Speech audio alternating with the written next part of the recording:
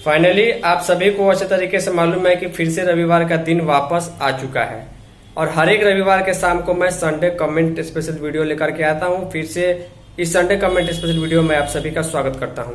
इस बार भी बहुत सारे क्वेश्चन कमेंट संडे के लिए पूछे गए हैं, तो चलिए इस सप्ताह के पहले क्वेश्चन की ओर चलते हैं, देखते हैं किस प्रकार का क्वेश्चन कमेंट पूछा गया है। इस दौरान एक सप्ताह में जो नए लोग जुड़े हुए हैं उनको मैं बता दूं, संडे के शाम को संडे कमेंट स्पेशल वीडियो हमारा चलता है, जिसमें पिछले एक सप्ताह के दौरान जो भी क्वेश्चन कमेंट मैक्सिमम लोगों द्वारा सही तरीके से पूछे गए हैं उसका आंसर वीडियो के माध्यम से दिया जाता है। अगर आपका कोई इंपॉर्टेंट क्वेश्चन हो तो जहां भी क्वेश्चन या कमेंट या व्हाट्सअप मैसेज कीजिएगा, जरूर लिखिएगा इस क्वेश्चन का आंसर संडे कमेंट्स में, ताकि क्वेश्चन को सर्च करके वीडियो में लाना आसान हो पाए।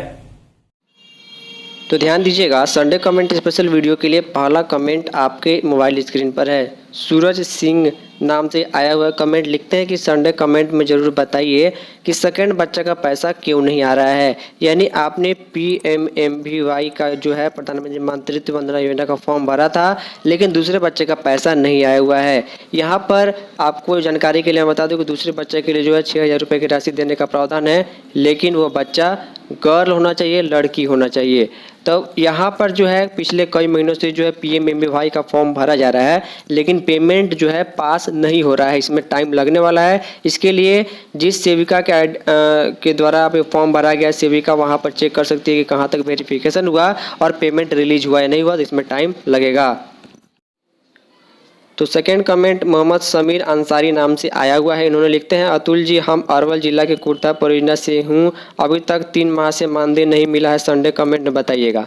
बिल्कुल सही बात है, अप्रैल को अगर छोड़ दें तो अप्रैल का बहुत जगह मिल चुका है, तो मई, जून और जुलाई महीने का जो है मानदेय नियम पूर्वक जो है वो बन जाना चाहिए था, कम से कम मई और जून का मिल जाना चाहिए था। लेकिन आप लोगों को भी मालूम है, क्योंकि आप लोग भी अब ऑनलाइन चेक कर सकते हैं कि पेमेंट जो है वो कहीं ना कहीं मई महीने का जो है वो बैंक तक आकर अटका हुआ है, जून महीने का बैंक में नहीं आया हुआ और जुलाई का महीने का जो है अभी तक सेंड टू DPO हुआ है। तो इस बार जो है आपको एक बार में 2 महीनों का पेमेंट मिलेगा, मई और जून महीने का। इसके लिए आपको और ज़्यादा इंतज़ार करना पड़ सकता है। दिक्कत क्या है समझ में नहीं आ रही है। नेक्स्ट कमेंट आयुष राज नाम से आया हुआ है। इन्होंने लिखा है, अतुल भैया, मिनी से सामान्य आंगनबाड़ी केंद्र के लिए कौन कौन सा पेपर का काम होगा और किस किस के सहमति से ये होगा, विस्तारित रूप में बताएं भैया। अभी तक मिनी से सामान्य केंद्र नहीं किया गया है, कारण बताएं। जाले परियोजना की सेविका हूँ, संडे कमेंट में बताएं। देखिए, एक बात मैं आपको बता दूँ कि जितने भी मिनी केंद्र हैं उनको जो है अपग्रेड करके सामान्य केंद्र यानी बड़े केंद्र में बदल दिया गया है। आप सभी मिनी केंद्र की सेविका को जो है सामान्य केंद्र की सेविका की इतना ही मानदेय मिलेगा। पोषाहार का आवंटन कहीं पर कम है, ज़्यादा, इस हिसाब से जो अभी भी कहीं कहीं पोषाहार जो है कुछ जगहों पर मिनी के बराबर ही मिल रहा है। हालांकि मिनी केंद्र को समाप्त करते हुए सभी को सामान्य बना दिया गया, तो मानदेय उतना ही मिलेगा। इसके लिए आपको किसी भी पेपर को देने की जरूरत नहीं है। आज से 6 महीने पहले जो डॉक्यूमेंट आप लोगों से मांगा गया था मिनी केंद्र की सेविका से कि आपके पोषक क्षेत्र में कितनी जनसंख्या है, कितने लाभार्थी हैं, वो आपको उस समय प्रोवाइड करना था। नेक्स्ट कमेंट विपिन सोनम नाम से आया हुआ है। इन्होंने लिखा है, जिला अररिया प्रखंड रानीगंज परियोजना 3 साल से ड्रेस का पैसा नहीं मिला है। सेविका को पता नहीं होता कि ड्रेस का पैसा मिला या नहीं। लाभार्थी से पूछो तो कहते हैं कि नहीं आया है। कोई ऐसा जानकारी होकर सेविका को पता चले कि ड्रेस का पैसा आया कि नहीं, संडे कमेंट में बताएं भैया जी, नमस्ते। देखिए, सबसे पहली बात, इनका कमेंट काफ़ी जायज़ है। ड्रेस का पैसा जो है अब DBT के माध्यम से भी जो है कई परियोजनाओं में पिछले वर्ष भेजा गया था।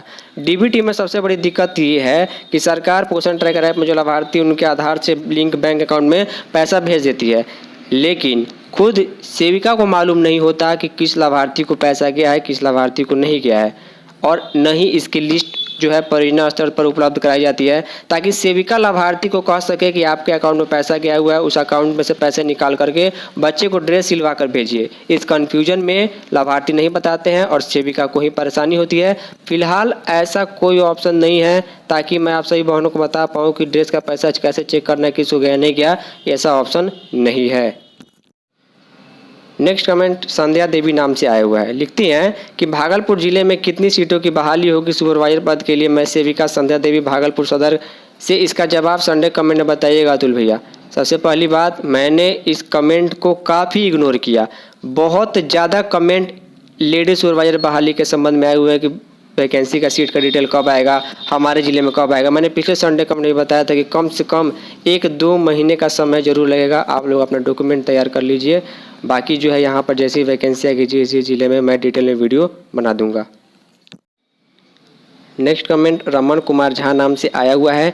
इन्होंने लिखा है कि मैं सेविका हूँ, 12 साल से काम कर रही हूँ, पीजी भी कर रही हूँ, इकोनॉमिक्स ऑनर्स हूँ, क्या हम सुपरवाइजर के लिए अवेलेबल हूँ, सार्थक में संडे कमेंट में बताएं। देखिए, सबसे पहले बात कि आपने बीए या फिर बीएससी यानी ग्रेजुएशन कर रखा है तो आप तो एलिजिबल हैं। बाकी पीजी आपका सब्जेक्ट इकोनॉमिक्स है तो इकोनॉमिक्स की जो है वो बोनस पॉइंट उसमें मिलेगा नहीं मिलेगा, कितना मिलेगा। अभी जो नई बहाली आएगी सेविका सुपरवाइजर के लिए, तो इसके लिए आपने अब लिखा है कि आप 12 साल से काम करें तो पहली बात कि आपको बोनस अंक मिलेगा, प्रमोशन वाले बहाली में आपको फ़ायदा मिलेगा। आपने ग्रेजुएशन भी कर रखा है, पीजी आप कर रही हैं, तो इसका सभी का फ़ायदा कितना बोनस अंक किस हिसाब से मिलेगा, इसका नोटिफिकेशन जब आएगा, वैकेंसी का जब डिटेल आएगा तो उस डिटेल में मैं आप सभी को बता दूंगा कहाँ कैसे नियम रहने वाला है। इस सप्ताह का सबसे लास्ट कमेंट वीना झा नाम से आया हुआ है। लिखती हैं कि सुपरवाइजर की बहाली में एज भी फिक्स है सर, संडे कमेंट में बताएं। बिल्कुल, यहाँ पर एज भी फिक्स रहेगा। ऐसा नहीं होता किसी भी नौकरी में कि आप 80 साल की हो गई, आप 75 साल की हो गई या हो गए, या आप 90 साल के हो गए, फिर भी आपको नौकरी करने का मन है और सरकार आपको नौकरी देगी, ऐसा नहीं होता। नौकरी उतने उम्र के लोगों से ली जाती है जो वास्तव में उतना बोझ झेल सके और सरकार का जो काम है, जो नियम है, उसका पालन कर सके।